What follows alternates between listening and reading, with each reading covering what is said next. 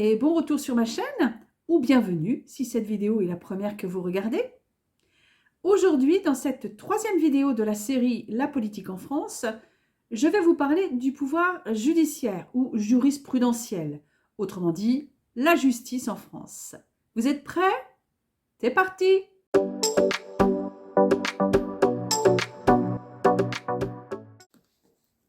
Nous avons évoqué dans la seconde vidéo de la série La politique en France, la séparation des pouvoirs. Séparation entre le pouvoir législatif qui fait les lois, le pouvoir exécutif qui applique les lois et le pouvoir judiciaire ou juridictionnel qui règle les conflits. Chacun des pouvoirs est exercé par des organes différents et indépendants les uns des autres. Le pouvoir législatif par des assemblées représentatives, le pouvoir exécutif par le chef de l'État et son gouvernement, et le pouvoir judiciaire par des juridictions. Ce principe de séparation des pouvoirs a une valeur constitutionnelle puisqu'il est consacré dans l'article 16 de la Déclaration des droits de l'homme et du citoyen de 1789. Mais ce n'est pas suffisant, car comme le disait Montesquieu, pour qu'on ne puisse pas abuser du pouvoir, il faut que, par la disposition des choses, le pouvoir arrête le pouvoir. Il ne faut donc pas seulement que les pouvoirs soient séparés, il faut aussi qu'ils puissent s'équilibrer entre eux, qu'ils puissent agir en contre-pouvoir en quelque sorte. Par exemple, le chef de l'État peut dissoudre une chambre du Parlement, l'Assemblée nationale. L'Assemblée nationale peut renverser le gouvernement. Et les magistrats du parquet sont soumis à l'autorité du garde des Sceaux. On parle là d'une conception française de la séparation des pouvoirs. La séparation n'est pas stricte puisqu'il y a des collaborations entre ces trois pouvoirs. Le problème avec cette théorie, c'est que dans les faits, les pouvoirs ne sont pas si séparés que ça. Le pouvoir législatif qui est censé créer les lois n'est parfois qu'une chambre d'enregistrement de l'exécutif. Mais au moins, cette séparation a le mérite de limiter les risques de despotisme dans notre pays.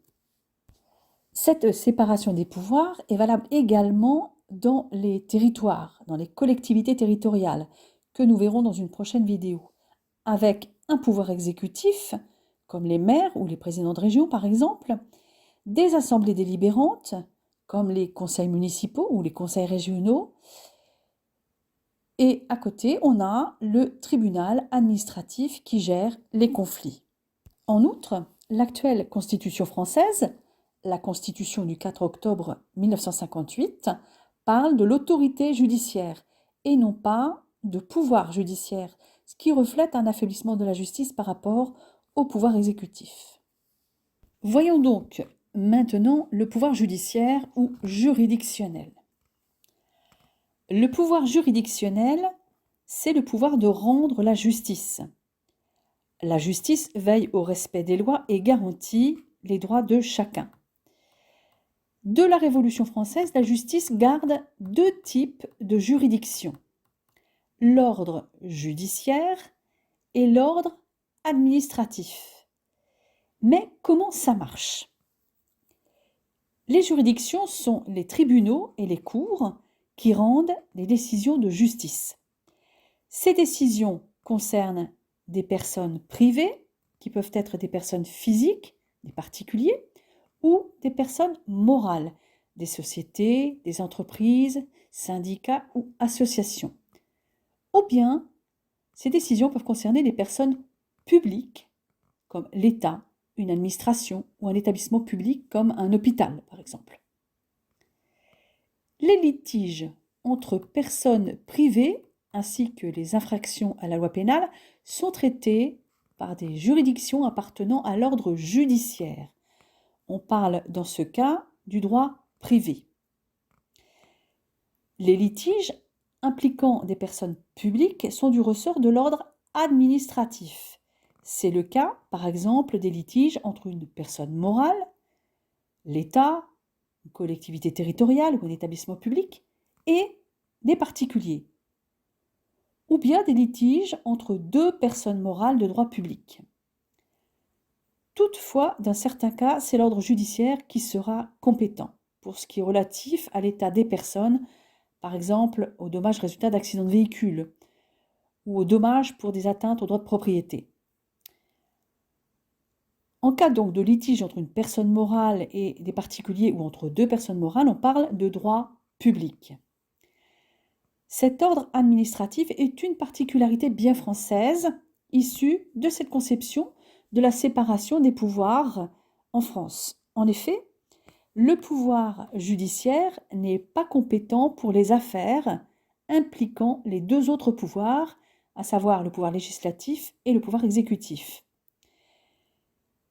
où cela est du ressort du tribunal administratif. Cette particularité française trouve son origine dans la loi des 16 et 24 août 1790 et dans le décret du 16 Fructidor en 3, qui sont les fondements de la dualité des ordres de juridiction en France, qui sont séparés en un ordre administratif et un ordre judiciaire.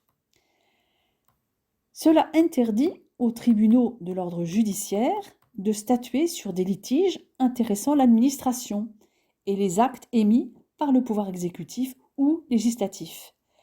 L'idée étant que le pouvoir judiciaire n'est pas assez légitime pour juger des actes de représentants élus par le peuple. Pour veiller à la séparation entre les deux ordres judiciaires et administratifs, le tribunal des conflits a été institué avec la réforme de l'organisation judiciaire du 23 mars 2019, dite loi de réforme pour la justice. Ce tribunal des conflits est une juridiction indépendante qui tranche les conflits de compétences entre les deux ordres. La réforme de 2019, en vigueur depuis le 1er janvier 2020, a aussi créé le tribunal judiciaire. Sous cette appellation ont été fusionnés les anciens tribunaux de grande instance et les anciens tribunaux d'instance pour des raisons de simplicité. Ces deux tribunaux étaient souvent situés dans une même ville. Et les tribunaux d'instance se trouvant dans une autre ville que celle du tribunal de grande instance sont devenus des chambres détachées du tribunal judiciaire, appelés tribunaux de proximité. Dans les deux ordres judiciaires et administratifs, en cas de litige, c'est une juridiction du premier degré qui prend une décision. Si une personne souhaite contester cette décision, elle peut ensuite faire appel de cette décision. En droit, on dit aussi interjeter appel. C'est ce qu'on appelle le principe du double degré de juridiction. L'affaire est alors jugée à nouveau, mais par une juridiction du deuxième degré. Enfin, cette deuxième décision peut elle-même être contestée. Dans ce cas, l'affaire est renvoyée vers une juridiction suprême. Commençons par l'ordre judiciaire. L'ordre judiciaire est divisé en deux ensembles. Les juridictions civiles, qui règlent les litiges, c'est-à-dire les différends, comme par exemple les divorces, et les juridictions pénales, qui jugent les infractions, c'est-à-dire des actions interdites par la loi, les atteintes aux personnes, aux biens et à la société. Du côté civil, il existait, avant la réforme de 2019, 4 juridictions du premier degré. Les tribunaux d'instance, qui étaient compétents pour les litiges inférieurs à 10 000 euros, pour ceux qui sont liés aux questions de consommation, comme le non-remboursement d'un crédit à la consommation, et pour ceux qui sont relatifs à la location immobilière, comme un désaccord sur un dépôt de garantie. Et nous avions les tribunaux de grande instance, compétents pour les litiges supérieurs à 10 000 euros, ceux concernant les droits des personnes et de la famille, comme les problèmes de succession, et également pour tous les litiges en matière immobilière, par exemple lorsqu'une personne revendique la propriété d'un bien immobilier. Et là, le recours à un avocat est obligatoire. Aujourd'hui, les tribunaux judiciaires sont compétents pour tous ces litiges civils auparavant de la compétence des tribunaux d'instance et de grande instance. Donc pour toutes les questions de divorce, de succession, de filiation, de loyer, de problèmes de voisinage, etc. Bref, toutes les affaires privées, les affaires civiles. Nous avons ensuite les tribunaux de commerce. Ils sont compétents pour les affaires commerciales, c'est-à-dire les litiges entre commerçants. Les juges sont élus parmi les commerçants. Ce tribunal est aussi compétent pour ce qui concerne les faillites d'entreprise. En droit, on parle plutôt de liquidation judiciaire, qui fait partie des procédures collectives.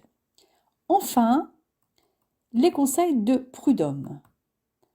Ils sont compétents sur les litiges concernant les relations entre employeurs et salariés, par exemple pour les contrats de travail, les licenciements. Les juges sont désignés par les syndicats de salariés et d'employeurs. Côté pénal, il existe 3 types de juridictions de premier degré. À titre indicatif, je précise qu'il y a une 4e juridiction pénale qui est en cours d'essai un peu partout en France. C'est la Cour criminelle qui est compétente sur certains crimes. Mais pour l'instant, elle n'est qu'expérimentale. Nous ne considérons donc que 3 types de juridictions pénales qui jugent les infractions classées de la moins grave à la plus grave. Tout d'abord, les tribunaux de police pour les contraventions. Exemple, un excès de vitesse, un stationnement gênant. Alors, attention, la contravention n'est pas l'amende. La contravention, c'est l'infraction. Ensuite, nous avons les tribunaux correctionnels pour les délits.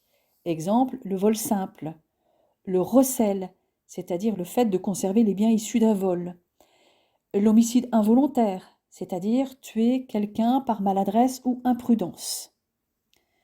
Ensuite, nous avons la cour d'assises pour les crimes.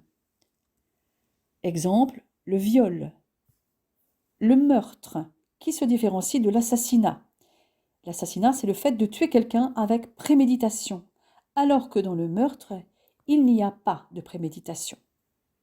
La particularité de la cour d'assises est que la décision de justice est prise par un jury de 6 citoyens tirés au sort sur la liste électorale, les jurés.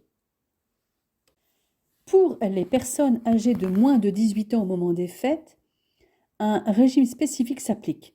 Il s'agit de la justice des mineurs, avec le juge des enfants, qui est chargé de protéger les mineurs, par exemple en cas de maltraitance, par une assistance, ou de condamner des mineurs ayant commis des infractions, comme le racket, le vol ou des dégradations, par des sanctions le plus souvent éducatives.